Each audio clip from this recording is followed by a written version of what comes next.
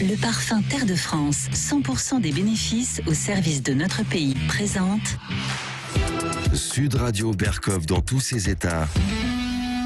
Le face-à-face. Et André Berkov aujourd'hui est en face-à-face avec Dominique Régnier, professeur à Sciences Po, directeur général de Fondapol, qui est la Fondation pour l'innovation politique, et auteur de cette enquête 2022, le risque populiste en France. Et donc c'est publié dans cette revue Fondapol.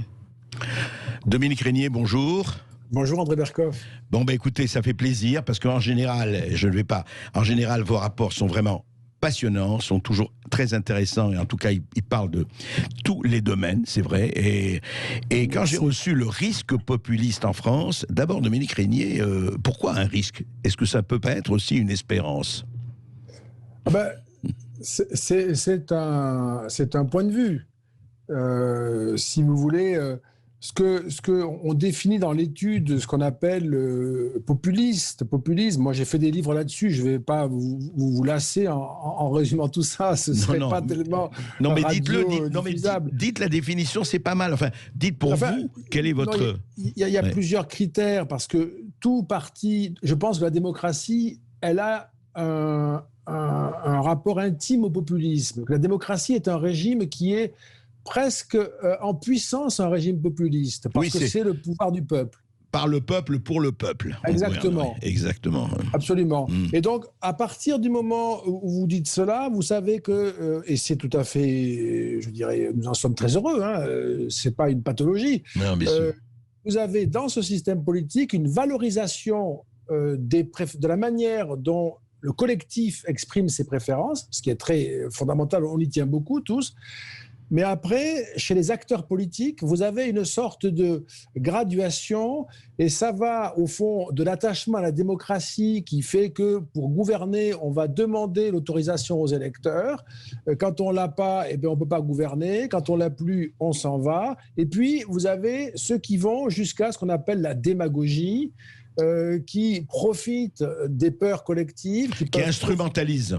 Voilà, exactement. Et donc, c'est pour ça qu'il faut quand même intégrer l'idée d'un populisme qui serait une forme de mal, qui pourrait égarer des personnes qui sont en situation difficile dans la vie, qui souffrent, qui sont malheureuses, qui sont inquiètes. Il y a qui seraient tentés. Et donc, voilà, c'est pas ce que je voudrais pas laisser penser, c'est que c'est pas une définition que je fais tout seul dans mon coin avec pourquoi je ferais ça, de quel droit d'ailleurs je ferais ça. Vous voyez, chacun a son jugement de toute façon jusqu'à la fin. Ça ne fait pas de doute. Mais pour donner une illustration plus précise de cela, allez-y, vous avez quand même dans les programmes des partis politiques, vous avez des programmes qui sont plus en rupture que d'autres. Bien sûr. La manière de rompre, elle est parfois plus énigmatique. Quand on regarde le détail, par exemple, est-ce que les partis veulent quitter l'Europe, quitter l'euro?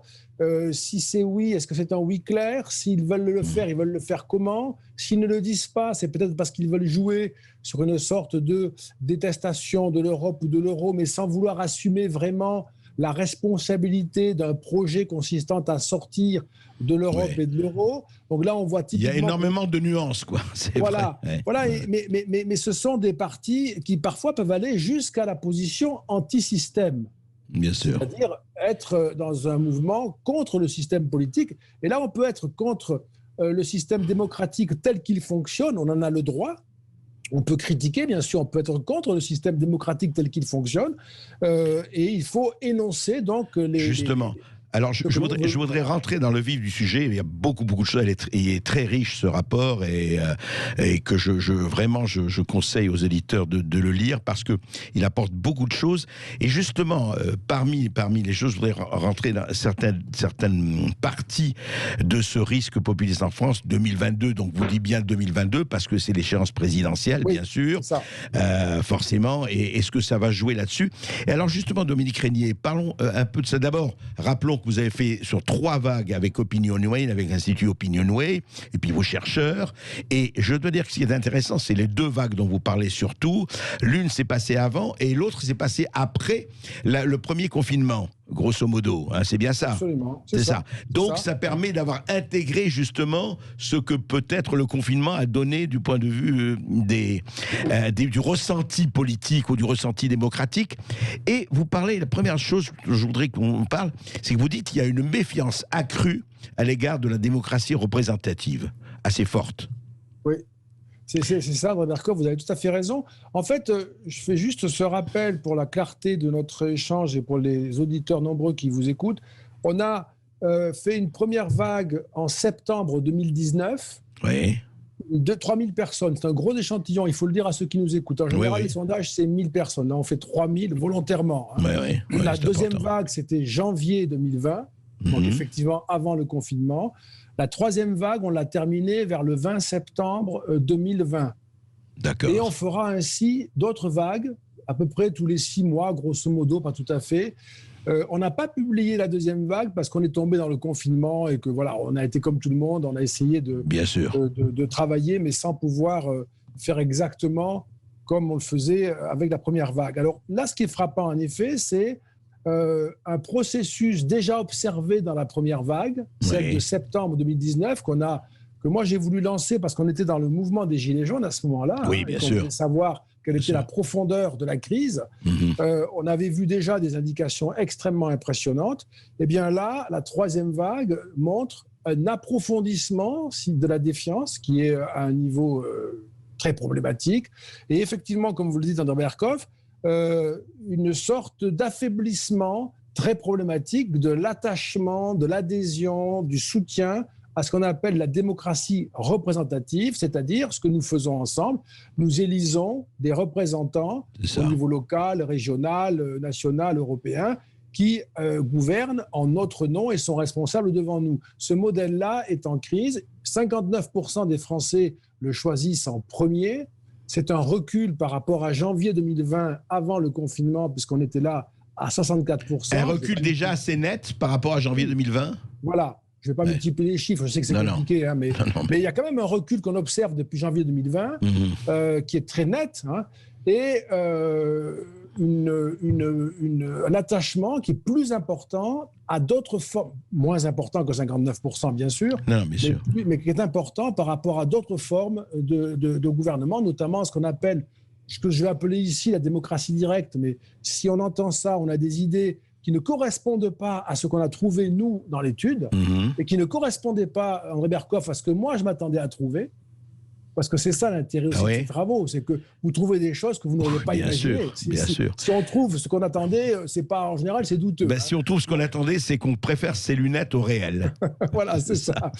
Donc, 25% nous disent vouloir une démocratie directe. Je résume, mais la question ramène ça à une démocratie directe. Mais pardon, Dominique Régnier, c'est important. C'est sous forme de référendum. Qu'est-ce qu'ils appellent, eux, démocratie directe, justement un gouvernement dans lequel les citoyens décideraient directement ce qui est bien pour eux, à la place des gouvernants. Vous voyez, c'est la formule qu'on utilise. D'accord. Donc ça, c'est assez général. Hein. Mais moi, ce qui m'a frappé, André Berkoff, puisqu'on en parle, et les auditeurs peut-être qui entendent ça ne s'attendent peut-être pas, comme moi, je ne m'y attendais pas à ce qu'il y a derrière, c'est que moi, en fait, je m'attendais à ce qu'il y ait derrière. Franchement, je m'attendais à ce qu'il y ait un public, d'ailleurs, que ce soit moins important, et qu'il y ait un public de bobos, en fait. D'écolos intéressés à la démocratie participative, etc. C'est pas du tout ce qu'il y a. D'abord, ces 25%, c'est significatif, et ce sont surtout des électeurs très en colère, protestataires dans le vocabulaire de l'étude, qui sont plus proches du vote RN ou Marine Le Pen que de n'importe quel autre vote, qui sont également proches en partie du vote Mélenchon, mais beaucoup moins, mais c'est quand même un vote pour lequel ils ont des disponibilités. Ils peuvent volontiers. C'est l'autre France. Ça ne m'étonne pas. Ça ne m'étonne pas. C'est pas du tout la France des métropoles avec les écolos. Je croyais que j'aurais ça, moi. Mais c'est pas ça du tout. C'est presque, enfin, sans entrer dans les définitions de Guy Lui, c'est presque la France périphérique, un peu, enfin une partie de la France périphérique, pourriez dire, Dominique Régnier. Oui, il y a de ça, parce que Gulli a fait ce travail d'interprétation que moi je trouve suggestif et fécond. On l'a beaucoup critiqué ensuite parce que que comme tout système, il systématise. Bien sûr. Et donc, dans tout système, vous avez des excès qui ne font pas rentrer toutes les subtilités du réel, mais il n'en demeure pas moins qu'il existe une France qui se vit comme étant à l'écart, à la périphérie. Il y a quelque chose là-dedans de très fécond que moi, je considère encore comme utile aujourd'hui. Dominique Régnier, restez avec nous.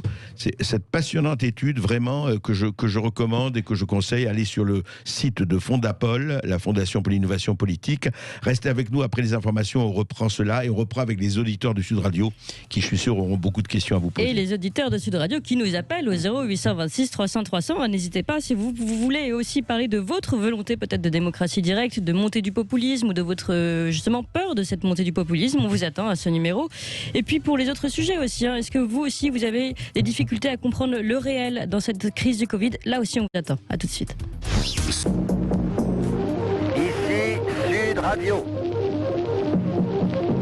Les Français parlent aux Français. Les carottes sont cuites. Les carottes sont cuites.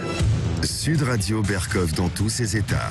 Et toujours avec Dominique Régnier, qui est professeur à Sciences Po et qui est directeur général de la Fondation pour l'innovation politique.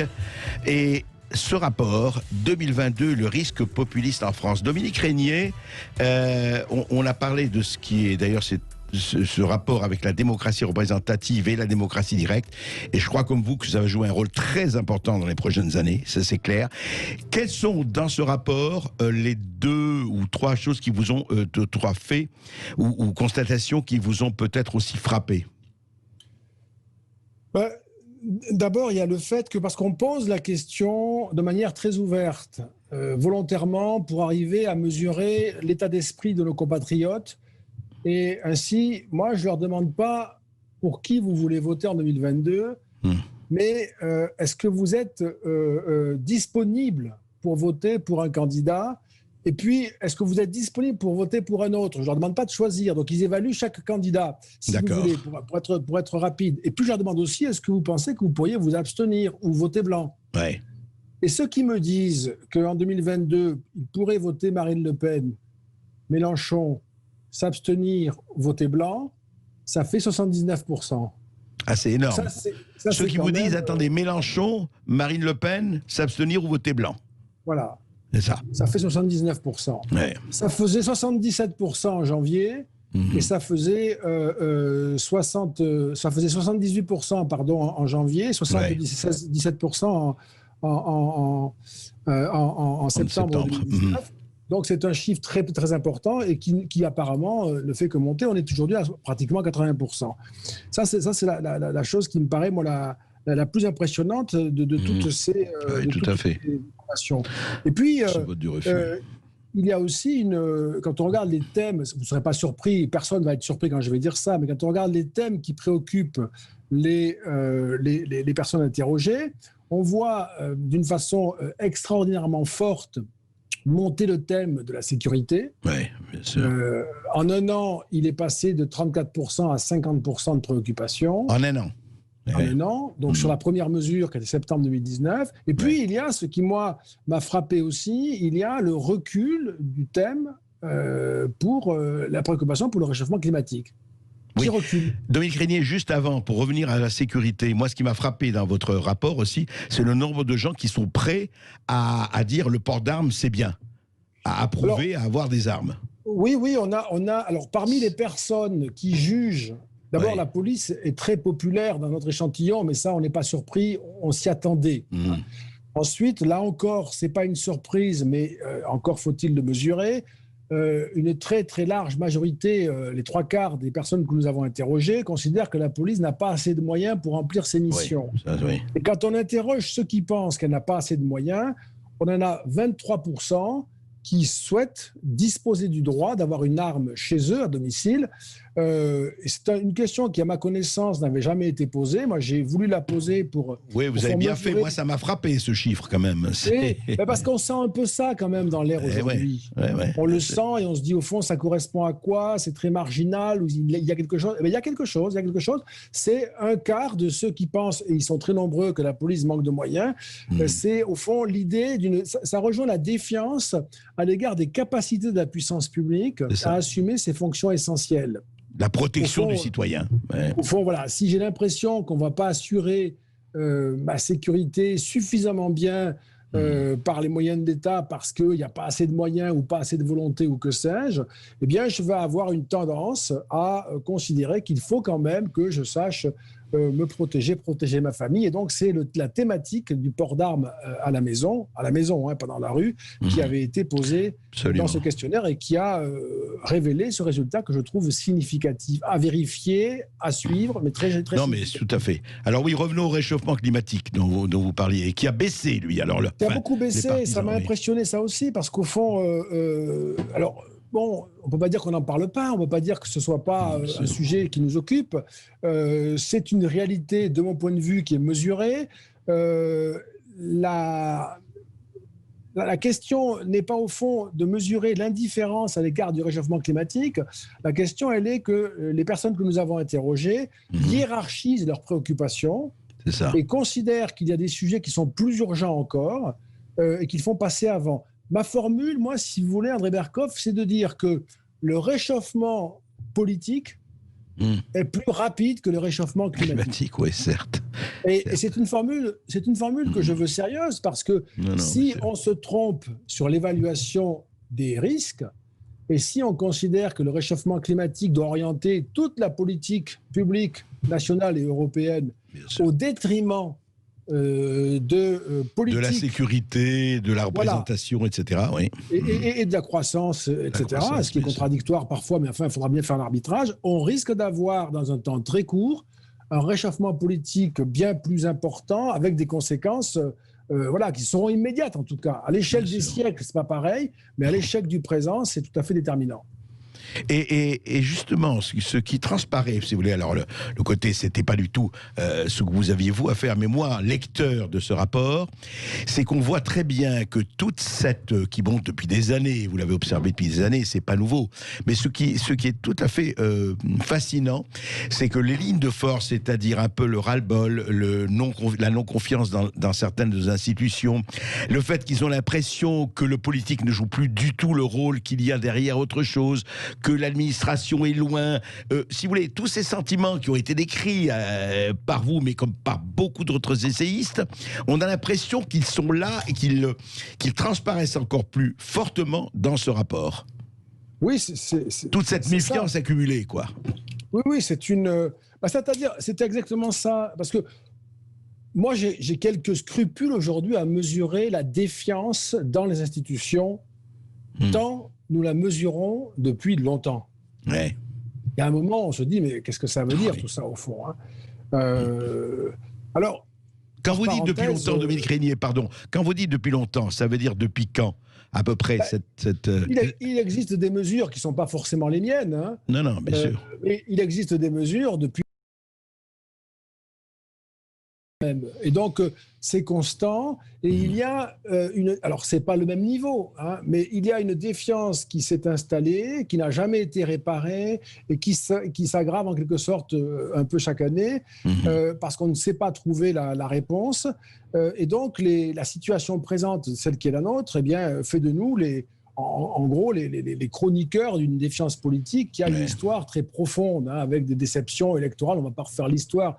Et les auditeurs qui ont en mémoire leur propre histoire de citoyens et d'électeurs savent les déceptions successives qu'ils ont vécues au cours de leur vote antérieur et combien les institutions leur sont apparues incapables finalement ou trop peu capables.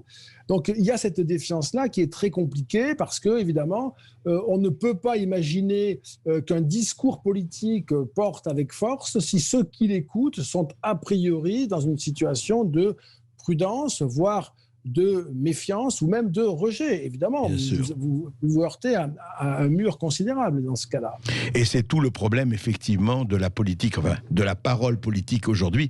Et je dirais même, soyons clairs, d'une certaine parole médiatique. Enfin, de ce point de vue, c'est lié.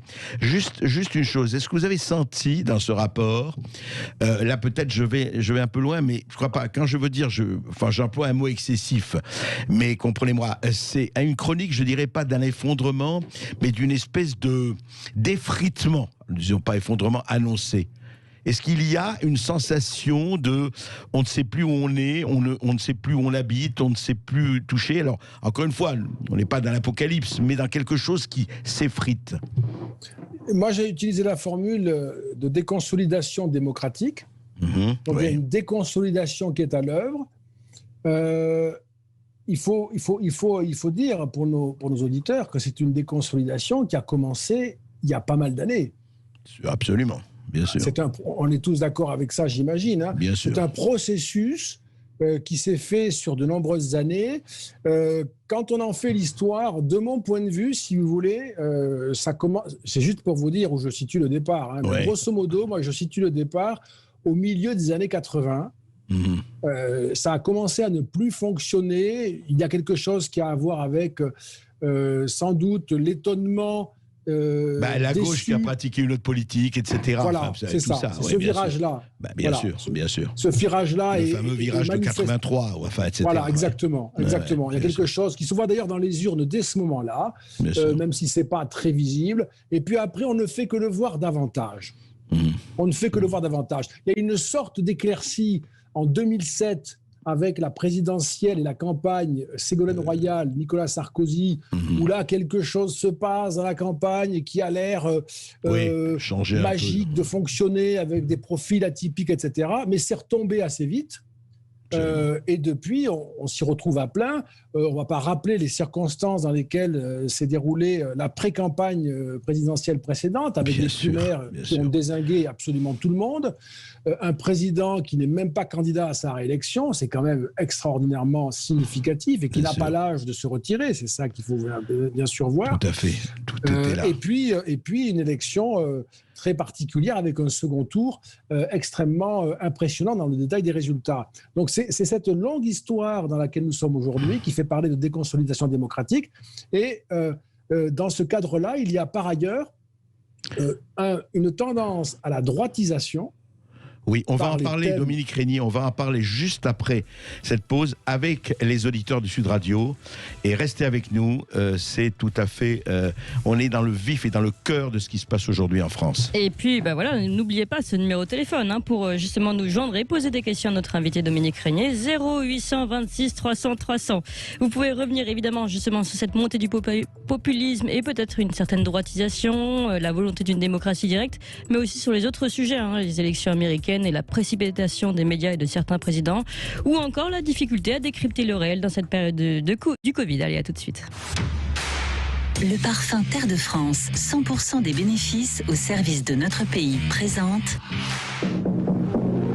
Ici Sud Radio. Les Français parlent au français. Les carottes sont cuites. Les carottes sont cuites. Sud Radio Berkov dans tous ses états. Dans tous mes états, avec Dominique Régnier, président de la Fondapol et auteur, d'un collectif évidemment, c'est un collectif qui est auteur de ce 2022, le risque populiste en France. Dominique Régnier, juste un mot avant de donner la parole aux auditeurs, et avec vous, qui vont dialoguer avec vous notamment. La droitisation, vous avez dit que cette droitisation aussi augmente ? Oui. Oui, c'est une tendance d'ailleurs que pour ma part, j'observe depuis de nombreuses années. Oui. Dans un pays dont je pense, le nôtre, dont je pense qu'il est plutôt à droite, une droitisation, c'est-à-dire d'une part l'expansion des préoccupations qui sont dans le débat classé comme étant de droite. À mon avis, c'est souvent un classement idiot, mais c'est comme ça. J'allais vous dire, non, mais Dominique Régnier, juste un mot, parce que c'est important, et je vous rejoins là-dessus, ou vous me rejoignez là-dessus, peu importe. C'est que, effectivement, est-ce que cette mot de droitisation, il y a des thèmes, justement, on a trop longtemps classé l'insécurité, le sentiment de vouloir être protégé, etc., à droite. C'est pas de droite. André Berkov, tout contrat avec un État, quand on est un citoyen, inclut l'assurance que ma sécurité sera garantie, que j'aurai un minimum de moyens et en contrepartie de quoi je donnerai mon obéissance à l'État. Voilà. Et mes impôts. Et mes impôts. Voilà, voilà exactement. Et donc dans notre culture française et assez largement en raison d'un biais médiatique, mais aussi académique, universitaire, c'est mon univers, hein, ça. Donc je jette une pierre dans mon jardin là, hein, mais on a, alors à mon avis, des journalistes, ça c'est pour votre jardin, des universitaires, c'est pour le mien, et des politiques qui n'arrivent pas à parler de ce qui est réel, parce qu'ils sont tétanisés à l'idée d'être en contradiction avec les représentations du réel, font en sorte que dire « j'ai peur pour ma sécurité » fait de vous un citoyen de droite. Personne... Écoutez, pour les auditeurs, je pense qu'ils vont s'y retrouver. La préoccupation, quand on a posé une question, est-ce que la société est de plus en plus violente, aussi violente qu'avant, moins violente qu'avant? Il y a un scoop, André Berkoff, 75% nous disent qu'elle est de plus en plus violente. Oui, ce qui est énorme. Ce qui est énorme. On s'y attendait. 75%. Voilà. Alors, moi je dis ça avec un peu d'ironie parce que je m'attendais à un chiffre de ce type, évidemment.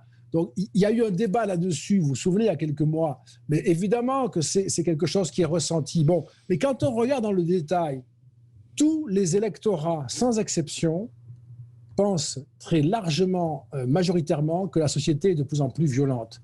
Que ce soit le PC, les mélenchonistes, bien sûr les lepénistes et la droite, mais la gauche, les écolos, vous n'avez pas d'électorat qui ne pense pas très majoritairement que la société est de plus en plus violente. C'est donc une réalité qui n'est pas de droite, qui n'est pas de gauche, évidemment, mais qui est simplement le fondement de la reconnaissance par le citoyen du pouvoir qui le gouverne. Et donc, c'est parce que nous avons échoué sur ce sujet-là qu'il y a, je crois, moi c'est une explication que je donne à la défiance très profonde.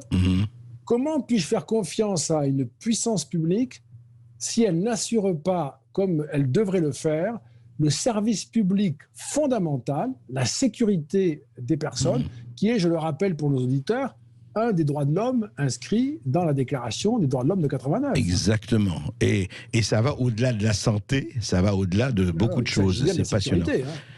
Dominique Régnier, restez avec nous. Donc, on va recevoir là des auditeurs. Clémence. Oui, on donne tout de suite la parole à Laetitia qui nous appelle de Pressac. Bonjour Laetitia. Oui, bonjour Laetitia. Bonjour Monsieur Bernier, bonjour Monsieur Berkoff.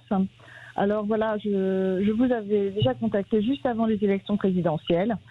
Et on avait tous des échos de ce qui allait se passer. On savait que, en fait, c'est un coup d'État qui est en train qui a été fomenté depuis longtemps. Mais en amont, le président Donald Trump a pris ses mesures et il a procédé à ce qui s'appelle un système d'hameçonnage.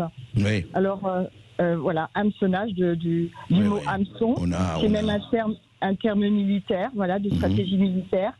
En fait, il a fait imprimer en amont des filigranes sur les bulletins de vote, oui. Voilà. Et il s'est fait sciemment espionner, Kevin dans James Bond, et voler le procédé pour au dernier moment, en fait, en rajouter un autre. Voilà. C'est très simple. Et en fait, en temps réel, c'est le LCIS, voilà, c'est le SCIS. Oui, on ne rentre pas dans les détails, mais vous avez bien décrit l'opération. Enfin, si cette opération existe, moi je ne prends pas, honnêtement, on n'est pas assez dedans. Moi, je ne peux pas dire ça se passe comme ça. Voilà. On va voir, mais effectivement, on le saura très vite maintenant dans les prochains jours. Ils ont filmé en temps réel tout ce qui se passait dans les bureaux de vote. Oui, alors, il y a un truc incroyable qui s'est passé quand même, c'est cette censure. On a coupé la parole d'un président des États-Unis en pleine conférence de presse. Absolument. Parce qu'en fait, il a dit « I'm going to drain the swamp ». Il a dit je vais nettoyer le marais. Ça, il l'avait dit depuis le début, hein, depuis 4 ans, il le dit. Qu'il va assécher le marigot. Voilà, absolument. Il va assécher le marais. Et en fait, là, il l'a répété et c'est là qu'on l'a coupé. Et en fait, pourquoi il va assécher le marais? Parce que tout a été enregistré et il y a ce qu'on appelle les swing states, les états stratégiques très importants. On d'un seul coup à 4 heures du matin, les bureaux de vote ont été ouverts à 4 heures du matin Et il y a eu des milliers de ballots qui sont arrivés remplis de bulletins de vote. Alors attendez, moi je vais vous donner quand même un truc assez amusant. C'est une personne qui était dans un bureau de vote, qui était là, je crois, pour faire du catering, vous savez, pour faire à manger, et voilà. Elle a filmé derrière elle ce qui se passait. Une Ferrari, 3 gros vannes qui sont arrivés. C'est digne d'un Quentin Tarantino, vous voyez, c'est vraiment digne de... C'est vraiment ce que vous racontiez, vous, la mafia sicilienne, en fait. Ouais. Mais bon, moi, je pense que celui qui a voulu se prendre pour Al Capone, c'est plutôt un pied nickelé, voilà, tout simplement. On va voir. Et que la grenouille qui voulait se faire aussi grosse qu'un bœuf. D'accord. Voilà. Merci de votre témoignage. En tout cas, écoutez, on va suivre ça. Tout le monde va suivre ça. Dominique Régnier, justement, on va juste quitter un tout petit peu, là, une petite parenthèse. Comment vous avez ressenti ces élections américaines? Rapidement, je veux dire, ce qui se passe en ce moment. Hein, je ne parle pas de tout le processus, on ne va pas revenir là-dessus, mais ce qui est en train de se passer en ce moment. Si vous voulez, moi je trouve que c'est une grande victoire de la démocratie. Oui. Parce qu'il y a un nombre d'électeurs qui n'a jamais été atteint. C'est vrai. On est à 67% de participation, ce qui est une des meilleures nouvelles. Un miracle pour les États-Unis, oui. C'est formidable. Oui. C'était en hausse en 2016 pour Trump par rapport à Obama. Donc c'est la 3e hausse du nombre d'électeurs dans une élection, ce qui est une très bonne nouvelle. Les recours, ça fait partie du système démocratique. Il y a des institutions pour les examiner. Ils seront examinés. Moi, je pense qu'ils ne seront pas retenus parce que ça ne me paraît pas significatif, mais c'est à la justice américaine de le dire et elle va le dire. Absolument. Et une fois qu'elle aura tranché, on aura une élection qui aura fonctionné avec le peuple américain et toutes les institutions qui auront fait leur travail. Il faut avoir ça présent à l'esprit parce que c'est le seul système politique avec tous ses défauts qui permet cela. Maintenant, moi, je trouve vraiment plus que dommage que le président actuel, Donald Trump, ne dise pas je salue Joe Biden, je fais des recours. Si mes recours l'emportent, eh bien, ce sera, vous voyez... Oui, Dominique Régnier, juste un mot, il ne peut pas dire ça. Non, parce que si lui est persuadé, là je ne défends pas, si lui est persuadé qu'il y a eu fraude massive, il ne peut pas saluer Joe Biden. Si il y a eu fraude massive, on va voir, je ne dis pas si. Oui. Non, mais moi, j'ai une question... Il n'est pas le juge. Il n'est pas le juge. Ah oui, mais il n'a pas à concéder la victoire, en aucun cas. Oui, vous savez, en l'an 2000, en l'an 2000, Gore et Bush, vous vous rappelez, ça a duré 1 mois et demi, 36 jours. Oui. Gore n'a pas concédé la victoire à Bush. Gore a été président était nommé président pendant 36 jours, et c'est après que Bush a gagné, quand ils ont fait tous les décomptes. Mais moi, la question que je veux vous poser, juste, le reste, on va suivre. Mais est-ce que quand même, de ce point de vue, moi j'ai dit, là un peu plus tôt dans l'émission, vive la France. Nous, on n'a jamais eu ça. Est-ce que, franchement, nous, en 1975, alors corrigez-moi si je me trompe, en 1975, on a interdit le vote par correspondance parce que c'était susceptible de fraude massive, ou en tout cas de fraude. Est-ce qu'on n'est pas, comme système français, est-ce qu'il n'est pas nettement supérieur au système américain ? On a un système plus simple, plus sûr, plus clair. Alors, c'est lié aussi à l'histoire des États-Unis, comme vous le savez. On va pas refaire ça, mais simplement le peuple américain. Nous, on représente le peuple français dans ses préférences. On peut savoir, et vous l'avez dit tout à l'heure, très vite, je vous ai écouté, vous avez dit qu'on savait très vite à 20h, de manière incroyablement sûre d'ailleurs, et ce sont des sondages faits sur des bulletins, mais des sondages. On sait vraiment de façon très impressionnante qui sera le prochain président. Ça a marché jusqu'à présent. Ça ne veut pas dire qu'un jour, on n'aura pas une surprise avec un écart très faible qui empêchera la prévision d'être exprimée à 20h. Peut-être qu'il faudra attendre quelques heures de plus pour avoir une certitude. Mais on est quand même... un bon système. Ça veut dire aussi, juste ce mot, que ceux qui proposent, parce que moi je l'entends beaucoup ça, de passer au vote par Internet, pose le même problème. Je crois qu'il faut qu'on fasse tous attention. Quand vous avez un vote qui est à distance, il faut avoir la certitude que la personne qui vote est bien celle qui a choisi le bulletin. Tout à fait. Celle qui devrait le choisir en tout cas. C'est pour ça que moi je dis, le fait de se déplacer quand on le peut, là c'était la pandémie, tout le monde le sait, les gens ne sont pas allés voter à cause de la pandémie aux États-Unis. Il y a 10 millions de cas, donc ils sont soucieux, on les comprend. Les gens qui ne sont pas allés voter, ils ont envoyé un bulletin. Quand on peut y aller, oui. Quand on peut y aller, il faut y aller, parce que sinon, il y a un effet, ou bien une abstention massive, ou bien un doute sur le résultat. Dominique Régnier, on se retrouve tout de suite, après une toute petite pause, à tout de suite. Ici Sud Radio. Les Français parlent au français. Les carottes sont cuites. Les carottes sont cuites. Sud Radio Berkov dans tous ses états. André Berkov dans tous ses états, avec son invité toujours, Dominique Régnier, qui nous présente son enquête 2022, le risque populiste en France, et c'est publié par la revue Fondapol. Et puis vous nous appelez, donc au 0826 300 300. Et tout de suite, on va donner la parole à Olivier, qui nous appelle du Val-de-Marne. Bonjour Olivier. Oui, bonjour André, bonjour Monsieur Régnier. Bonjour Olivier. Bonjour monsieur. Oui. En fait, je réagis à l'aspect des élections américaines. Comme disait Charles Gaff, s'il y a des fraudes, ça va se savoir très vite. Ça, c'est une chose. Secondo, il y a quand même une erreur stratégique qu'a fait Trump, parce que j'avais vu une interview de Steve Bannon qui avait dit il devrait nommer Rudy Giuliani directeur du FBI par intérim. Il l'a pas fait, il aurait dû le faire par rapport à l'affaire de Hunter Biden. Ça, c'est une chose. Ça aurait nettement ralenti Joe Biden dans sa course à la présidentielle, parce que toutes les casseroles. S'il a été élu, c'est pour protéger les plus gros derrière lui qui sont encore plus pourris que lui. Ça, c'est une chose. Maintenant, au niveau de tout ce qui est fraude, il y a des attestations des preuves, même des témoignages via le projet Veritas aux États-Unis, de postiers ou de gens dans les postes américaines qui est très idéologisé plutôt à la gauche, anti-Trump, plus Bernie Sanders, mais par rapport à l'élection qui vote évidemment Biden. Maintenant, il a raison, Trump, de ne pas reconnaître la victoire de Joe Biden, et tout le monde s'est précipité, en l'occurrence en disant félicitations à Biden. Si vraiment, comme vous dites, il est virtuellement président, mais il ne l'est pas au bout des procédures judiciaires, je sens que Trump va se venger d'une manière la plus extrême si vraiment il est confirmé pour un nouveau mandat. Parce que tous les présidents actuels du monde entier qui ont félicité Biden vont s'en prendre plein la gueule, et il va pas les louper, je peux vous dire. Nous n'en sommes pas là, Olivier, mais on va suivre ça. Nous n'en sommes pas là. Mais vous avez vu aussi que beaucoup de présidents ne se sont pas prononcés. Oui, il y a même la Turquie, il y a la Russie, la Chine, etc. Donc, écoutez, on va voir. Tout ça, ça c'est à suivre. Clémence, merci, Olivier. Alors, on va retourner faire un petit tour au standard 0826 300 300. Est-ce que Manuel est là? Alors, on va donner la parole à Sabrina, alors, en attendant. Bonjour Sabrina. Oui, bonjour Sabrina. Oui, bonjour à vous tous.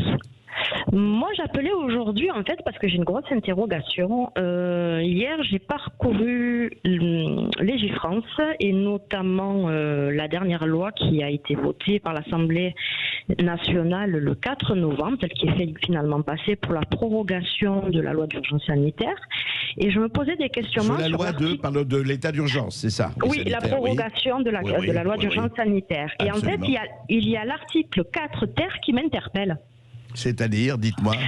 Alors, c'est la troisième alinéa, c'est les personnes condamnées et les personnes mises en examen ou prévenues et accusées placées en détention provisoire peuvent, sans l'accord ou l'avis préalable des autorités judiciaires compétentes, être incarcérées ou transférées dans un établissement pénitentiaire à des fins de lutte contre l'épidémie de Covid-19. Et en fait, personne n'a relevé. Et je me pose la question, ça veut dire quoi finalement? Je suis une... Régnier, vous avez regardé cela ou non? Non, j'ai pas vu. Il faudrait voir. Enfin, de ce que je viens de vous écouter, Sabrina, avec attention. Honnêtement, j'ai pas regardé cette loi ni cet article.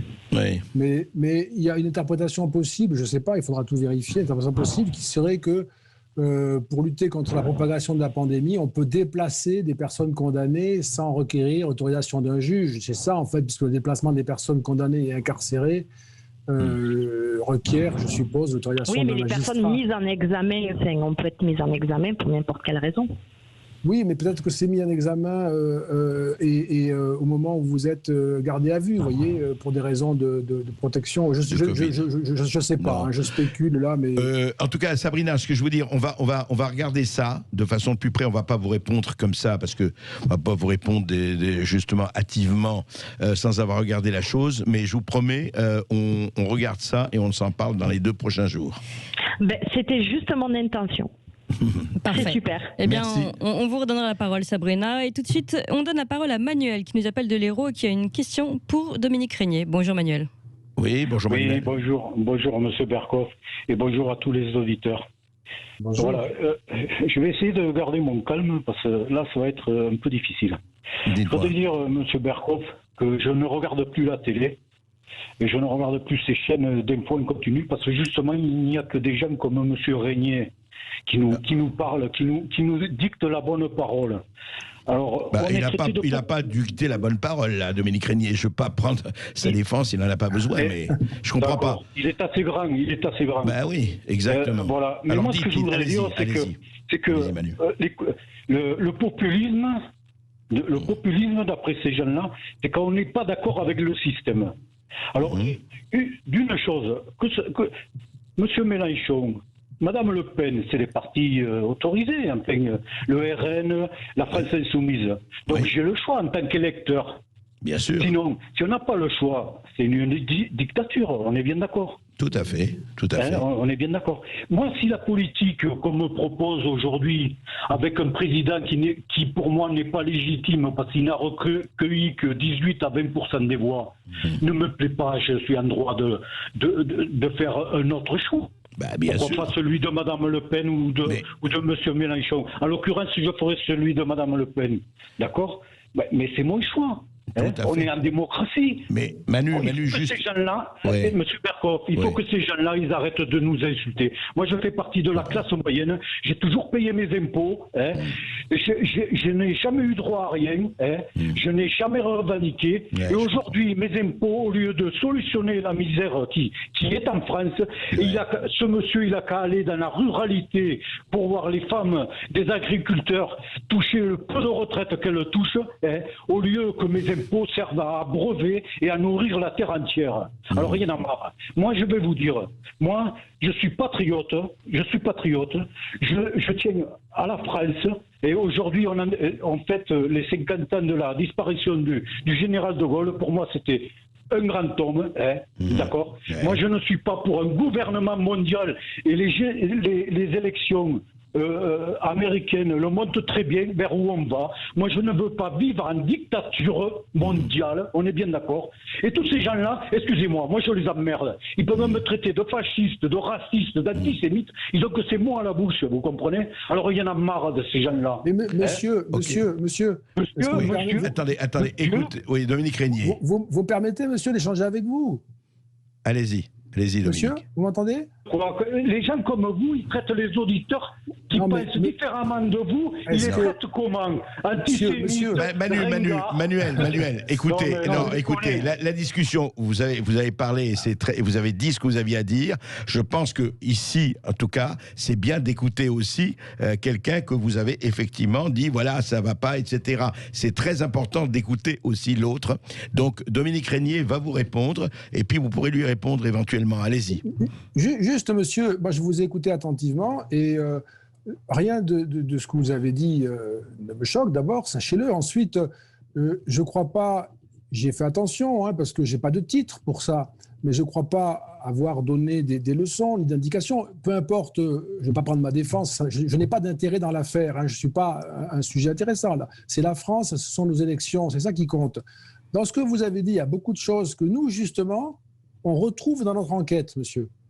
C'est-à-dire qu'on fait à peu près pas le contraire de ce que vous avez dit, parce que j'aurais l'air de vous provoquer et je ne veux pas le faire. Mais dans notre enquête, on a interrogé, on a répondu librement ce qu'ils voulaient répondre, et on publie ces résultats. Et ces résultats font apparaître, monsieur, qu'une bonne partie des Français partagent ce que vous venez de dire à l'instant. C'est-à-dire qu'au contraire, moi, si je fais une remarque d'honnête homme, pour vous parler franchement, si je suis comme simple citoyen comme vous, Si on me dit qu'il faut sortir de l'euro parce que ça ira mieux, je vais vous dire deux choses. D'une part, vous avez le droit de le penser. Je ne dis pas que c'est ce que vous pensez, vous. On a le droit de le penser, on a le droit de le dire, on a le droit de penser que c'est bien. Moi, personnellement, mais je me trompe peut-être, je pense que ce serait une catastrophe. C'est tout. Ça fait une différence de point de vue. Voilà. Maintenant, je comprends aussi, je comprends, moi, profondément votre exaspération. Je partage, c'est normal que vous ne lisiez pas tout ce que je fais parce que je n'ai pas une importance qui le mériterait, mais je partage ce que vous dites sur le fait qu'il y a un problème de représentation dans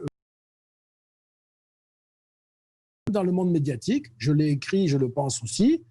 Et puis, je ne suis pas montpelliérain, mais je suis ruthénois, je suis aveyronnais. Et quand vous parlez des campagnes, je les connais bien. Ma famille en est issue, comme beaucoup de familles aveyronnaises, je les connais bien. Et c'est un sujet pour moi particulièrement préoccupant que la question des campagnes françaises et de l'agriculture française. On aurait beaucoup de questions à débattre. On ne serait peut-être pas d'accord sur tout, ça c'est même sûr. Mais il y aurait moins de désaccords que vous ne semblez le dire. Et même si je comprends votre colère là, que vous avez exprimée, c'est quand même bien de pouvoir le dire, sachez que c'est quand même plus subtil que ça. Hein. Il y a moins heureusement, il y a moins d'antagonisme que ça entre nous en France. Manu, oui. Monsieur Bercoff, allez-y. Une simple question. Alors pourquoi il a intitulé son livre « Le risque populiste » À partir du moment où c'est qu'on dit qu'il y a un risque, c'est parce qu'il y a une menace. Dominique Régnier, c'est la première question que je vous ai posée. Oui. Effectivement, non, c'est non mais je vais dire, Dominique, et c'est vrai. Et moi, encore une fois, j'ai beaucoup apprécié. Je pense que ce que dit Manu, et c'est vrai, c'est-à-dire que au fond, l'histoire populiste et le mot populiste, c'est ça qui est terrible, c'est l'auberge espagnole du fantasme. Chacun y met ce qu'il veut, pour le meilleur et pour le moins bon. Et c'est vrai que en fait, et vous le savez aussi bien que moi, non, ce que dit Manu et d'autres, à sa manière, il l'exprime, c'est que, et vous l'avez dit d'ailleurs dans toute la première partie, vous l'avez senti d'ailleurs, Manu, juste le dire, regardez cette écho, parce que tout ce que vous dites, vous, c'est reflété, en fait, et des milliers de gens pensent comme vous, à tort ou à raison, moi je ne discute pas de ça. Mais c'est vrai que le problème du populisme, Dominique Régnier, peut-être il est à poser autrement, parce que tant qu'on a l'impression que pour certains, le populisme, c'est le diable, c'est vraiment quelque chose de terrible. Et vous l'avez dit, je sais que vous ne pensez pas du tout ça, loin de là. Mais ça induit quelque chose où effectivement, le bon Dieu ne reconnaît pas ses petits dans cette histoire. Oui, alors là, Manu, vous posez une question directe et André Bercoff l'avait posée tout à l'heure, mais je n'ai peut-être pas répondu assez directement. J'espère le faire maintenant tout de suite. Moi, j'ai intitulé ça « Le risque populiste ». Alors, bon, on ne peut pas rentrer en trop de détails sur comment on définit le populisme, parce qu'il y a un risque au sens que, selon un certain résultat électoral, en 2022, la France peut rentrer dans une crise historique. Je ne veux pas mobiliser l'argument de la peur, je déteste ça et c'est pas bien de le faire, mais simplement c'est la question que l'on se pose. Si la France, en 2022, est cassée parce qu'il y aura une abstention massive, un vote blanc massif et un résultat électoral qui donne le pouvoir à des personnes qui ont des programmes de grand péril, par exemple, on sort de l'euro, il y aura indubitablement des conséquences gigantesques pour nous tous. Voilà. Alors on peut s'en réjouir à l'avance parce que c'est une espèce de révolution. Monsieur Régnier. Et qu'on peut en attendre des bénéfices, mais on peut aussi s'en inquiéter. Donc c'est un risque. Monsieur Régnier, juste une dernière question. Je vous écoute, monsieur. D'après vous, la faute, elle est à qui? À Madame Le Pen, à Monsieur Mélenchon, à ce que vous traitez de populiste, si la France en est là, si les gens ils sont dans le désarroi, s'ils sont dans l'abstention, la faute à qui? Qui c'est qui a gouverné la France depuis 40 ans? Oui, si les gens ils sont découragés, s'ils ne savent plus à quel sens se vouer, si aujourd'hui ils ont le droit d'aller travailler, mais le week-end ils ne peuvent plus se déplacer, mis à part avoir une attestation comme pendant la Seconde Guerre mondiale, mais où c'est qu'on va? La faute à qui? C'est aux populistes ou à ceux qui nous dirigent? Manu, vous avez posé la question. Non, vous avez posé la question. C'est bien, Dominique Régnier, répondez rapidement, parce qu'après on a... Voilà. Allez-y. Je vous réponds, Manu, là-dessus. Il est évident que la situation où nous sommes aujourd'hui doit être imputée en responsabilité à tous ceux qui ont gouverné jusque-là. Ça, c'est évident. Donc, je préfère le dire, parce que s'il y a là-dessus un doute de votre part, je le lève aussitôt. Maintenant, ça ne veut pas dire que ceux qui n'ont pas encore gouverné sont capables de restaurer la situation. Ça, chacun peut le penser, chacun est libre ici de le penser ou pas, et ça reste ouvert. Et puis, je fais juste une remarque parce que je me dois de le dire, ça m'est venu à l'esprit en vous écoutant, sur la question du problème sanitaire. Vous savez comme moi que le virus, il ne vient pas de Paris, mais de Wuhan. Et puis, vous savez comme moi que la pandémie, elle est quand même, elle fait beaucoup de dégâts et qu'il faut bien prendre des mesures. Alors, c'est peut-être pas tout à fait comme ça qu'il fallait faire, mais quand on se pose la question, moi je le fais comme citoyen pour avoir l'exercice de l'honnêteté, quand on se pose la question qu'est-ce que je ferais si j'étais au gouvernement dans une telle situation, je ne trouve pas de réponse évidente, en tout cas pour ma part. Hein. Je suis plutôt dans le brouillard que dans la clarté. On se retrouve, Dominique Régnier, on se retrouve en tout cas, c'est passionnant et c'est bien que les choses soient posées, et ici on les pose en toute honnêteté. On se retrouve après cette petite pause, à tout de suite. Et tout le monde peut continuer de nous appeler, hein, même si vous êtes en colère comme Manuel, on vous donne la parole au 0826 300 300. Ici Sud Radio. Les Français parlent au français. Les carottes sont cuites. Les carottes sont cuites. Sud Radio Berkov dans tous ses états. André Berkoff est toujours dans tous ses états avec son invité Dominique Régnier qui nous présente son enquête 2022, le risque populiste en France, publié à la revue Fondapol. Et puis vous aussi, vous nous appelez au 0826 300 300. On donne tout de suite la parole à Erwin qui nous appelle de Bordeaux. Bonjour Erwin. Oui, bonjour Erwin. Bonjour. Bonjour à votre invité, bonjour André. Bonjour. Oui, bonjour. J'écoute souvent votre émission et la plupart du temps j'adore. Simplement merci. Là, ça fait 20 minutes que je suis en ligne, j'ai entendu l'intervenant d'avant, donc avant de parler de ce que je voulais parler, je vais faire juste une insertion par rapport à ce qu'a dit Manuel. Je voulais juste citer Alexis de Tocqueville qui disait je n'ai pas peur du suffrage universel, les gens voteront comme on leur dira.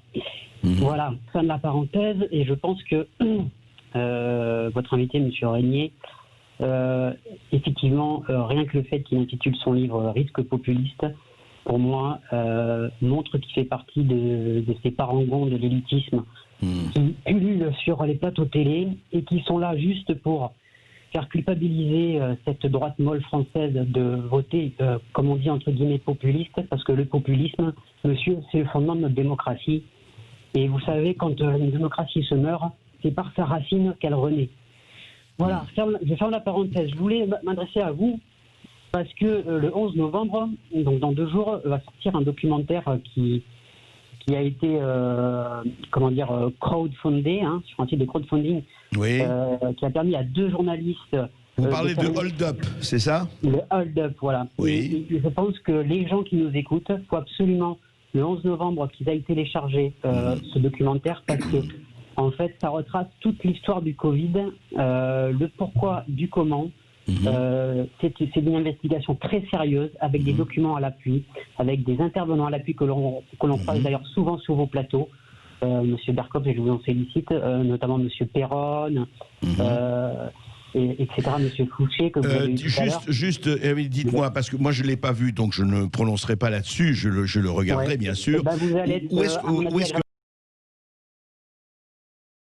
le voir pour nos éditeurs, ceux qui ont envie de regarder, dites-moi précisément sur quoi. Écoutez, c'est très simple, moi je l'ai regardé hier soir, il dure 2h48 et croyez-moi c'est 2h48 absolument passionnante. Oui. Et je l'ai téléchargé sur la plateforme Odyssée, parce que pour l'instant sur YouTube il n'y a que le trailer, comme on dit. Odyssée comme l'Odyssée, ODY. Comme l'Odyssée du livre, tout à fait. D'accord. Et donc pour l'instant, alors de temps en temps, c'est des liens éphémères, on peut le télécharger en avant-première, mais les liens ne durent pas souvent. Non, mais mettons Odyssée, comme ça les gens que ça intéresse iront sur Odyssée. Et alors le 11 novembre, il sortira officiellement, et croyez-moi, ça va faire du bruit, ça va trembler. J'espère que nos chers censeurs ne vont pas s'en occuper, parce que pour moi, ça va permettre de révéler à la conscience de beaucoup de Français ce qui est en train de se passer, de se tramer dans leur dos, et qu'il serait temps que, comme le disait tout à l'heure M. Fauché, le docteur Louis, là, il faut que les gens prennent du recul par rapport à tout ce qui se passe, parce qu'on est manipulé du matin au soir, et tout ça, il y a une raison à tout ça. Il y a une raison qui est que, tout simplement, à la base, Trump a, tourné le dos au nouvel ordre mondial par 2 fois lors du Forum économique de Davos. Et c'est la source de tous nos maux aujourd'hui, parce que ce nouvel ordre mondial ne voudra pas baisser pavillon. Mais juste une question à Erwin. Erwin, vous m'entendez? Je vous en prie, monsieur Régnier, allez-y. Qui vous manipule, vous? Moi, personne, monsieur. Moi, je me Alors, vous êtes en train d'expliquer, monsieur, vous êtes en train d'expliquer que nous sommes tous manipulés, sauf vous. Non, parce que moi, je vais vérifier les informations. Par contre, je regarde, effectivement, je vous vois souvent à la télé, monsieur. Vous avez dit à l'instant, comme disent les Américains, à plusieurs reprises, quand vous voulez on était tous manipulés. Je vous pose la question, est-ce que vous êtes manipulé? Vous dites pas moi. Est-ce que ça vous paraît pas un petit peu présomptueux? Par mon bon sens, monsieur, et je forçais de constater que pour l'instant, tous les faits qui se passent depuis maintenant 8 mois me donnent raison dans mon raisonnement. Alors, qu'est-ce qui va se passer, monsieur? Monsieur, est-ce que vous savez ce qui va se passer? Qu'est-ce qui va se passer en 2022? Moi, ça m'intéresse parce que j'ai fait une enquête. Qu'est-ce qui va se passer en 2022 puisque les faits vous donnent raison? Et si j'interviens aussi aujourd'hui, c'est parce que j'espère amener, tel le colibri, amener ma petite coupelle d'eau pour éteindre. On le fait tous. Erwin et Dominique Régnier. Erwin, vous avez amené votre petite coupelle d'eau. Ce qui est intéressant, juste, je voudrais peut-être terminer avec Dominique Régnier. Ce qui est intéressant quand même, c'est qu'au fond, je dirais, à l'insu de votre plein gré, comme disait l'autre, c'est intéressant. Ils ont réagi sur le côté risque populiste. Mais au-delà de ça, c'est que, au fond, et c'est pour ça que je dirais même à Erwin, regardez ce rapport, parce que ce rapport, au fond, Fondapol ne prend pas parti. Ce qui est intéressant quand même, et je voudrais, et vous le savez, mais on le sent très bien, hein, on ne choisit pas nos auditeurs, ils nous appellent absolument spontanément. Il y a un ras-le-bol, il y a comment dirais-je, il y a une espèce de rejet en France très fort. Alors on va pas généraliser, c'est pas sur 3 déclarations ou pas, mais enfin, il représente quand même, ce colibri et Manu représentent des milliers de gens, sinon des millions. Et toujours, c'est cette espèce. Et alors, je reviens à gauche, à droite. Est-ce que, Dominique Régnier, j'aimerais avoir votre avis là-dessus, très rapide, malheureusement, on arrive en fin d'émission. Est-ce que ce n'est plus gauche-droite, mais mondialiste contre, je dirais, je sais pas si on peut appeler nationaliste ou patriote ou identitaire ou tout ça, mais il y a ce côté, les gens des arbres et les gens des pirogues. On le sent très fort, ça. Il y a des nouveaux clivages qui se forment. C'est tout à fait logique puisque nous rentrons dans une autre phase de l'histoire. Nous sommes en transition historique, donc il y a de nouveaux clivages qui se forment. Les clivages sont toujours liés à une situation historique, précise, économique, etc. Bien sûr. Et donc, le clivage gauche-droite, par certains côtés, peut disparaître, mais se maintenir aussi par d'autres côtés. Il y a la question de la distribution des richesses qui ne disparaîtra pas. Bien sûr. Il y a la question de la liberté qui ne disparaît pas, de même que la question de la sécurité qui ne disparaît pas. On en a dit un mot. Donc ces variables-là fondamentales, elles existent. Et en ce qui concerne l'appartenance à une communauté sur laquelle on peut peser par le truchement des mécanismes électoraux, ça demeure, et ça demande aujourd'hui une sorte de confirmation. La plupart de nos compatriotes ont le sentiment que l'utilisation ordinaire des outils démocratiques ne leur permet plus de peser sur le destin collectif. Et c'est ça qu'il faut arriver à réhabiliter. Et je dirais, pour terminer, André Berkoff, en essayant de se prémunir contre, au fond, la suspicion généralisée, les préjugés, et puis en s'attachant aux faits quand même, en essayant de savoir qu'est-ce qui se passe vraiment. Merci Dominique Régnier, merci à tous nos auditeurs, et lisez ce rapport 2022, remarquable, le risque populiste en France, qui est très important, et puis continuez. Sud Radio Berkoff dans tous ses états, midi 14h. André Berkoff. Avec le parfum Terre de France, 100% des bénéfices au service de notre pays.